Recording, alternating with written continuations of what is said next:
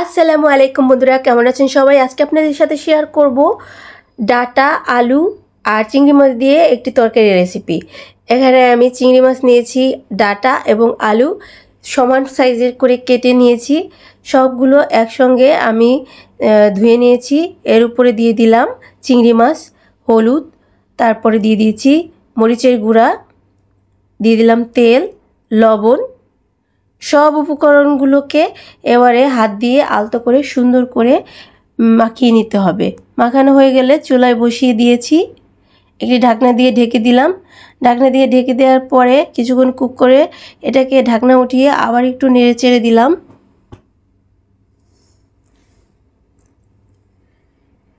এই তরকারিটি কিন্তু অনেক মজা লাগে, আর ডাটা সাধারণত তরকারি, ভাজি সব কিছুতেই খেতে অনেক মজা লাগে, আর এটা অনেক পুষ্টিকর।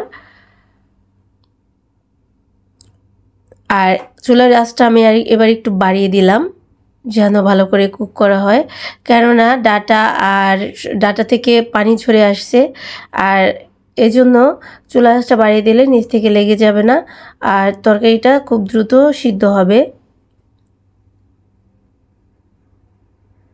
কিছুক্ষণ রান্নার পরে আমি ঢাকনা দিয়ে ঢেকে দিচ্ছি। তরকারিটা বেশিরভাগ সময় আমি সিদ্ধ করেছি ঢাকনা খোলা রেখে, কারণ ঢাকনা খোলা রাখলে আপনার এই যে ডাটা যে সবজির যে রঙটা, এই রঙটা সবুজ কালারের এটা বজায় থাকবে। তার জন্য ঢাকনা উঠিয়ে আমি এটাকে কষিয়েছি বেশিরভাগ সময়। মূলত মশলা কষানোটা সবজির সঙ্গে বা তরকারির সঙ্গে যেই জিনিসটি আপনি রান্না করবেন, যে সেই উপকরণটি আপনি যদি ভালো করে কষিয়ে নিতে পারেন, তাহলে আপনার রান্না অবশ্যই মজার হবে। আর যদি লবণ পরিমাণ মতো দিতে পারেন। এ পর্যায়ে আমি গরম পানি অ্যাড করে দিলাম তরকারির জন্য। এবারে হালকা করে একটু নেড়ে দিলাম। তরকারিটা দেখতে কতটা সুন্দর হয়েছে দেখুন। আমার এই ভিডিওটি যদি ভালো লেগে থাকে তাহলে অবশ্যই বেশি বেশি করে শেয়ার করে দিবেন, এবং আপনি কোন জায়গা থেকে দেখছেন সেটা কমেন্টে জানিয়ে দিবেন।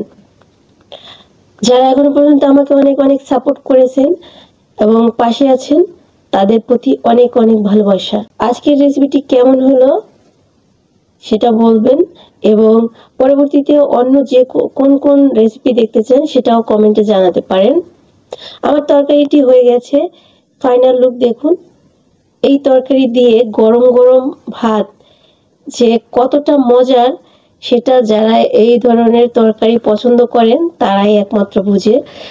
আর আমার খুব পছন্দের এই সবজিটি।